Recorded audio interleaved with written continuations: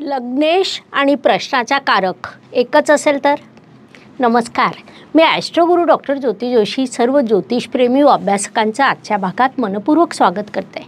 आपण जे ज्योतिष पद्धतीचा अभ्यास करीत आहोत. आजच्या भागात आपण लग्नेश आणि प्रश्नाचा कारक एकच असेल तर या अत्यंत महत्त्वपूर्ण विषयाचा अभ्यास करणार आहोत. म्हणून आजच्या भागाला शेवटपर्यंत बघायला विसरू नका. तसंच आमचा हा उपक्रम तुम्हाला आवडला तर व्हिडिओला लाईक व शेअर करायला विसरू नका, जेणेकरून इतरही अभ्यासक ज्योतिषप्रेमींपर्यंत तो पोहोचू शकेल.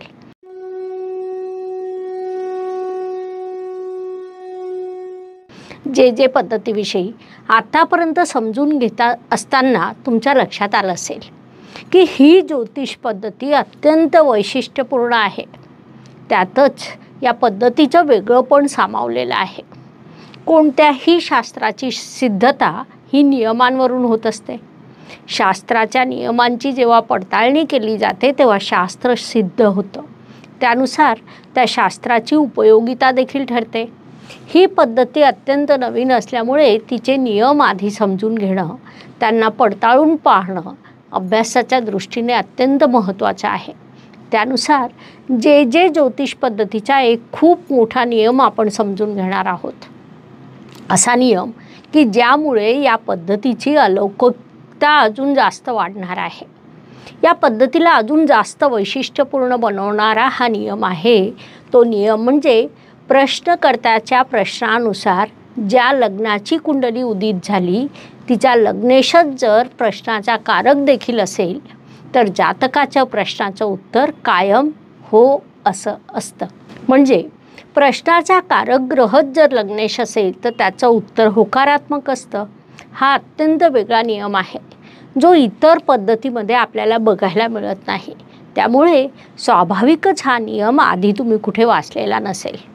हा नियम अधिक स्पष्ट करण्यासाठी उदाहरण द्यायचं झाल्यास, जेव्हा आपण मेष कुंडली पाहिली तेव्हा जातकाचा प्रश्न हा वैयक्तिक असतो, व्यक्तिगत असतो.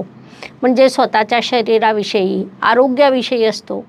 मग जर त्याने अनारोग्याचा प्रश्न विचारला तर ते बिकट होईल. आणि त्याने जर स्वतःच्या व्यक्तिमत्वातील गुणाविषयी प्रश्न विचारला तर यश मिळवण्यासाठी प्रश्न जर त्याने विचारला तर त्याचं उत्तर हो असं येईल.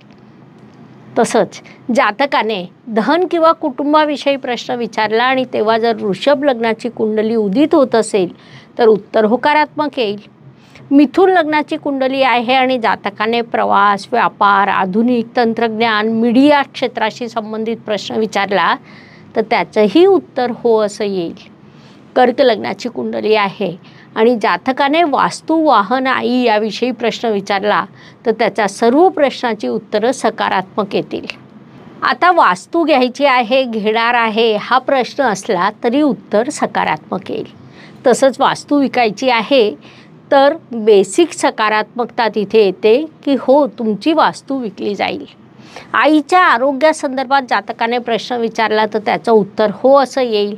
म्हणजे आईचा आजार आता वाढणार आहे आणि आईला बरं वाटेल का असा जातकाचा प्रश्न आला तर त्याचंही उत्तर होकारात्मक येईल की हो तुमच्या आईला आता बरं वाटणार आहे. म्हणजे जातकाच्या प्रश्नाची दिशा आणि ग्रहाचं कारकत्व जर एकच असेल तर त्या प्रश्नाचं उत्तर कायम हो येतं. या पद्धतीने समजा सिंह लग्नाची कुंडली आली, लग्नेश रवी ग्रह येईल तेव्हा जातकाने सत्ता, पद, पैसा, प्रतिष्ठा, शिक्षण या संदर्भात कोणताही प्रश्न विचारला तर त्याचं उत्तर होकारात्मक येतं. कन्या लग्नाची कुंडली आहे, जातकाने कोर्ट केस, स्पर्धक, शत्रू, स्पर्धा परीक्षा, महत्त्वाची कागदपत्रे या संदर्भात प्रश्न विचारले, सकारात्मक विचारले तर त्याचं उत्तर हो येईल. आणि महत्त्वाची बाब म्हणजे जातकाने या संदर्भात नकारात्मक प्रश्न विचारला तर त्याचं उत्तर हो असंच येईल. म्हणजे ती घटना नकारात्मक पद्धतीने वाढेल. थोडक्यात कारकत्व आणि लग्नेश जर या कुंडलीत समान आले तर त्याचं उत्तर हो असंच असतं.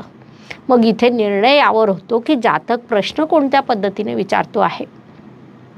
जसं आता सप्तम स्थानाविषयी प्रश्न असेल की माझा विवाह टिकेल का, तो हो उत्तर येईल. आणि माझा विवाह टिकणार नाही का असं प्रश्न असलं तरी त्याचं हो असं उत्तर येईल. अर्थात प्रश्नाचा कारक आणि लग्नस्थान यांचा वेगळा संबंध घडून आला तर जातकाच्या प्रश्नाचं उत्तर कायम हो येतं. म्हणजे इन्शुरन्समधून लाभ होईल का, अचानक धनलाभ होईल का, कौटुंबिक प्रॉपर्टी मिळेल का, तर त्याचं उत्तर हो येईल. तसंच भाग्याच्या संदर्भात, वडिलांच्या संदर्भात जातकाचा प्रश्न असेल आणि पत्रिकेतील नवम स्थान कार्यान्वित झालेलं असेल तर त्याचं उत्तर होकारात्मक येईल. या पद्धतीने पत्रिकेतील दशम स्थान कार्यान्वित झालेलं असेल आणि दशम स्थानाचा कारक ग्रह कार्यान्वित असेल तर त्याचंही उत्तर होकारात्मक येईल. पुढे लाभस्थानाशी प्रश्न जातकाने विचारला की मला लाभ प्राप्त होईल का, आणि लाभस्थानाचंच लग्न आलं म्हणजे कुंभ लग्न आलं तर जातकाचा प्रश्न उत्तर होकारात्मक येईल. आणि जातकाने प्रश्न विचारला की मला कारावास होण्याची शक्यता आहे का, त्यावेळी नेमकी 55 ते 60 दरम्यानची वेळ असेल तर त्याचंही उत्तर होकारात्मक येईल. जर यावेळी जातकाने आरोग्य, हॉस्पिटल, परदेश गमन याविषयी प्रश्न विचारले तर त्याचं उत्तर हो येईल. थोडक्यात 12 लग्नाच्या वेळी त्या लग्नाच्या संदर्भात तो ग्रह कार्यान्वित झाला किंवा लग्नाशी संबंधित प्रश्न सकारात्मक असला, लग्नेश आणि प्रश्नाच्या कारकेश यांची युती असली तर जातकाच्या प्रश्नाचं उत्तर कायम होकारात्मक येतं. आणि हे जे पद्धतीचं अजून एक वैशिष्ट्य सांगता येईल. हा विषय समजून घेण्यासाठी आज एवढी माहिती पुरेशी आहे. आता आपण थांबूया. पुढील भागात जे पद्धतीच्या पुढील नवीन विषयाचा आपण अभ्यास करणार आहोत. आमचा हा उपक्रम तुम्हाला आवडल्यास व्हिडिओला लाईक, शेअर करायला विसरू नका, जेणेकरून इतरही अभ्यासक व ज्योतिषप्रेमींपर्यंत तो पोहोचू शकेल. धन्यवाद. शुभम भवतु. जय ज्योतिष. नमस्कार. शास्त्राचा अभ्यास करण्यासाठी माझी मराठीतून 11, हिंदीतून 2 अशी पुस्तकं प्रकाशित झाली आहे. विशेष बाब म्हणजे मी स्वतः संशोधित केलेली ज्योती जोशी पद्धती अर्थात जे पद्धती या विषयावर स्वतंत्र ग्रंथ उपलब्ध आहे, त्याचा देखील लाभ घ्यावा. यूट्यूबची कार्यप्रणाली ही मुख्यतः लाईक, शेअर आणि सबस्क्राईबवर चालते. Please like, share and subscribe the channel. धन्यवाद. शुभम भवतु. जय ज्योतिष.